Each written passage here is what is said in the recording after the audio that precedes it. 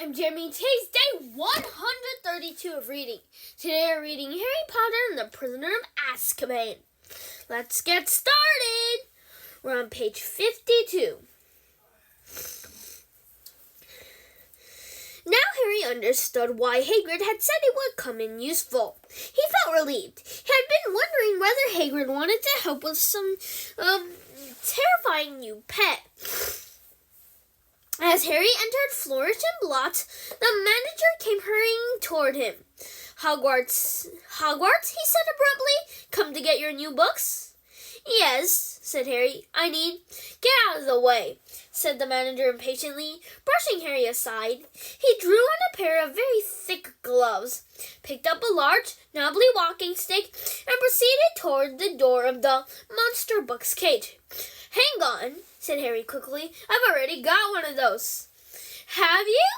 A look of enormous relief spread over the manager's face. Thank heavens for that. I've been bitten 5 times already this morning. A loud ripping noise rent the air.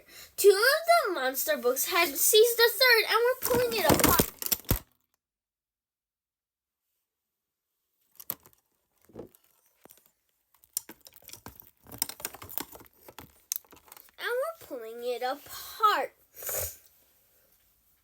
Stop it, cried the manager, poking the walking stick through the bars and knocking the books apart.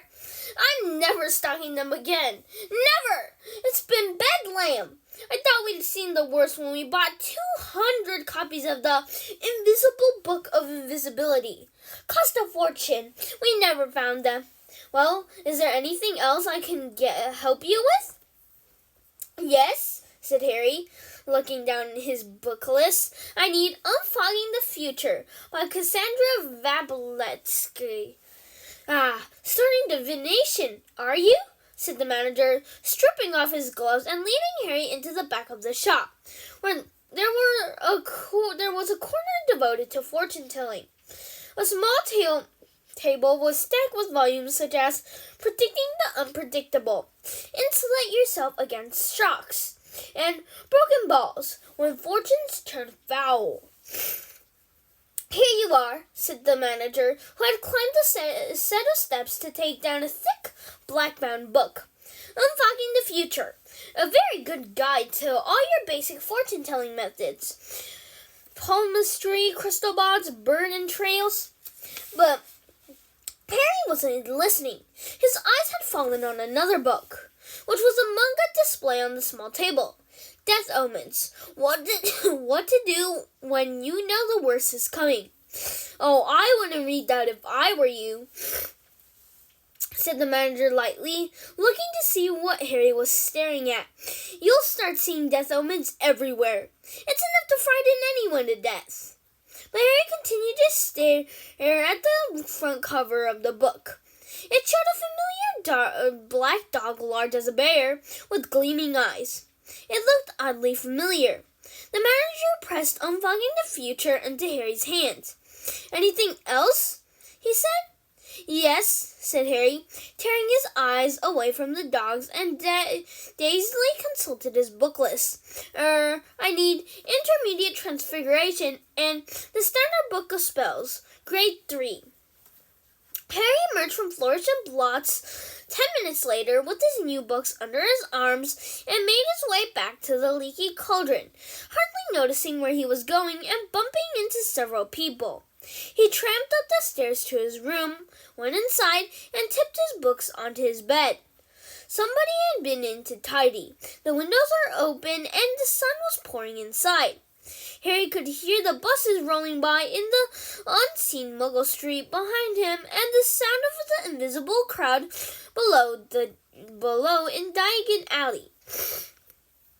He caught sight of him in the mirror over the basin.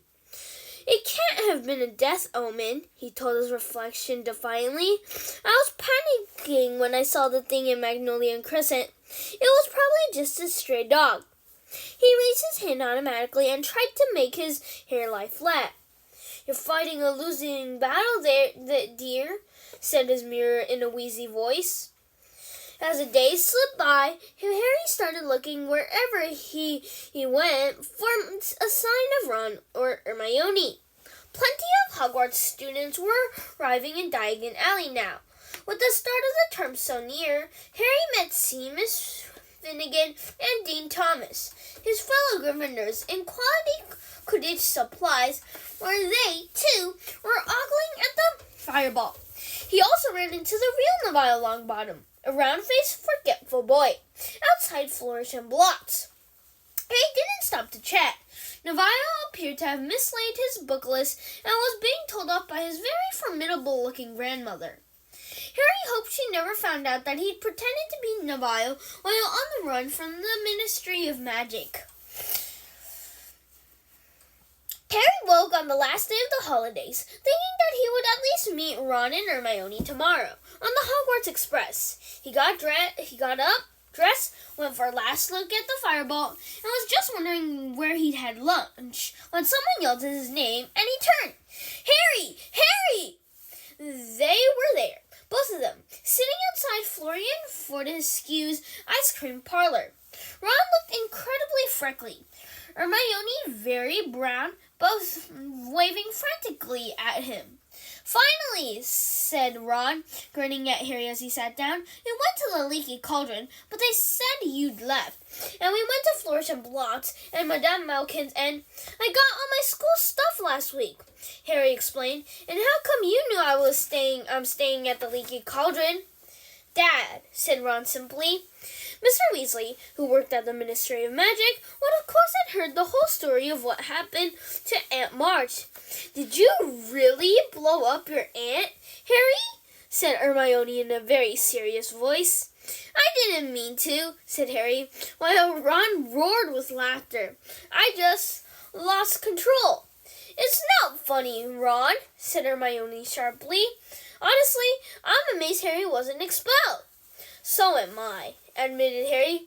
Forget expelled. I thought I was going to be arrested." He looked at Ron. "Your dad doesn't know why Fudge let me off, does he?" "Probably 'cause it's you, isn't it?" shrugged Ron, still chuckling. "Famous Harry Potter and all that. I'd hate to see what the Ministry'd do to me if I blew up an ant.